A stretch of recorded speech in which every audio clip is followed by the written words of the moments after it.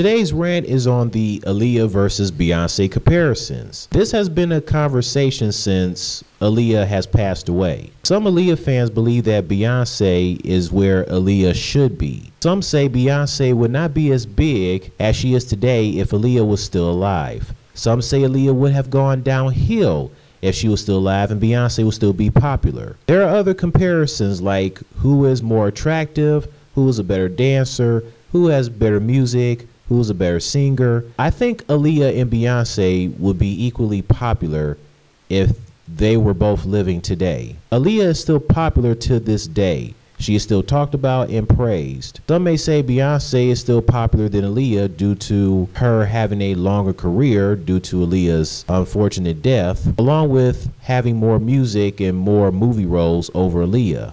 But they are still popular. I don't see Aaliyah's career going downhill if she was still living. She was in Romeo Must Die with Jet Li and Queen of the Damned. If not for her passing, she would have been in The Matrix Reloaded. She actually was in a few scenes, but she died while the movie was still being filmed, so they took her out, unfortunately. She would have been the main star in Honey instead of Jessica Alba.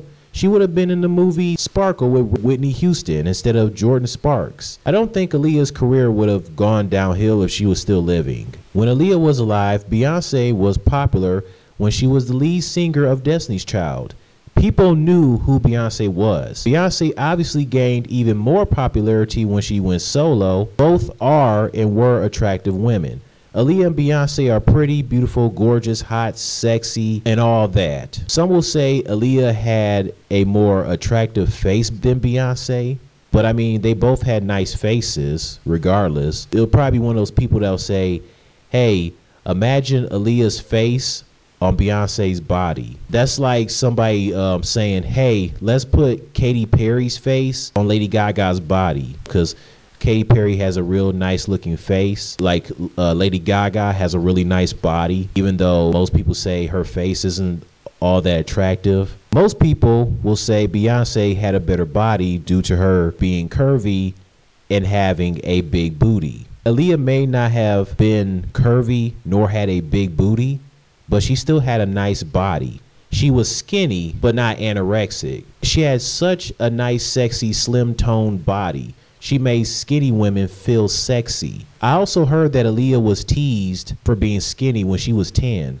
She was small-chested with thin calves and ankles. The people who teased her being skinny was wrong for that, and I bet they felt stupid when Aaliyah became successful. Aaliyah didn't need a big booty to be sexy. She was just sexy. She didn't need to be curvy to be sexy either. She was just sexy. Some people will say Beyonce was a better dancer when it comes to her dancing fast and shaking that booty of hers. But Aaliyah was a great dancer too. She just had smoother dancing moves that were sexy. So you don't have to dance real fast and shake your booty to be seen as a better dancer.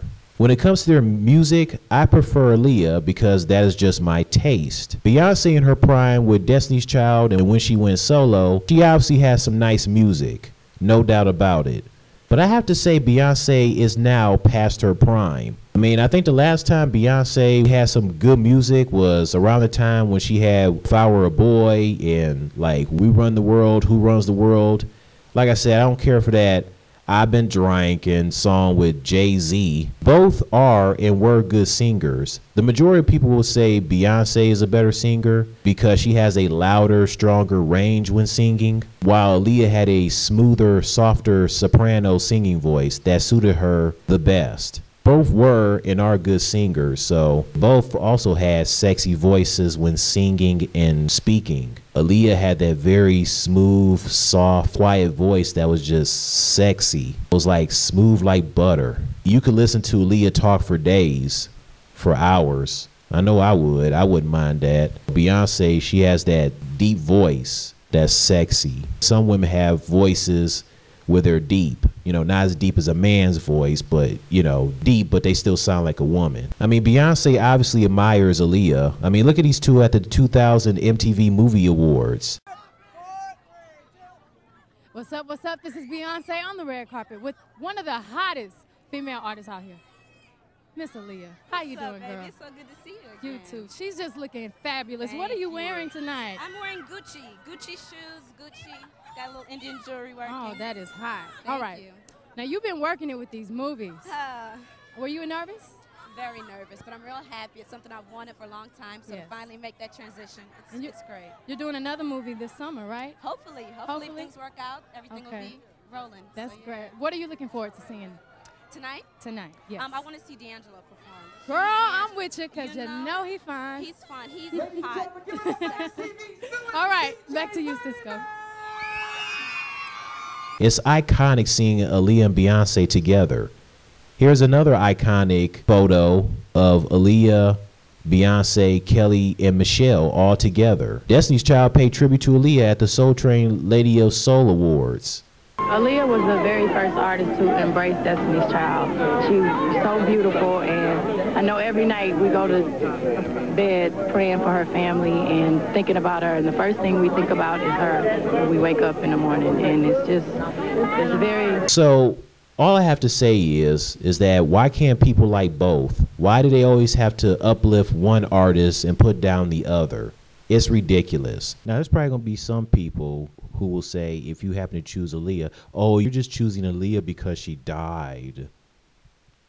No, they're not choosing Aaliyah over Beyonce because she died. They choose her over Beyonce because they prefer her over Beyonce. Heck, if Aaliyah was still alive, they still would have chosen her over Beyonce. People were still rocking with Aaliyah when she was alive before she died. So it's like, you saying that, it's like, no, nobody wasn't riding with Aaliyah or jump on the bandwagon when she died or anything like that. And Bill Bellamy, he said this on Leah's 20th death anniversary on August 25th. He made a good point.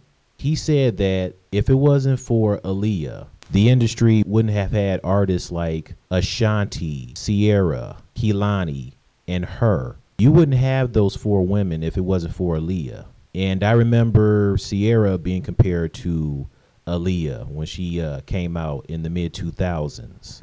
And I remember Ciara saying on 106 in Park once that she would have loved to collaborate with Aaliyah. So that's all I have to say about this Aaliyah versus Beyonce comparison. And I also don't like the whole Adele versus Amy Winehouse comparisons, you know, and I definitely can't stand the Tupac versus Biggie comparisons because they feel like they have to choose which side. It's like they got to choose Team Tupac or Team Biggie or Team East Coast or West Coast. It's like, no, stop. There's a reason why Tupac Biggie died, because the media and some of the fans bought into it being an actual real war. Why don't you like both East and West Coast? Why can't Tupac fans like Biggie besides Biggie fans liking Biggie? Why can't Biggie fans like Tupac besides Tupac fans? Why can't the West Coast have love for Biggie besides Tupac? Why can't East Coast have love for Tupac besides Biggie?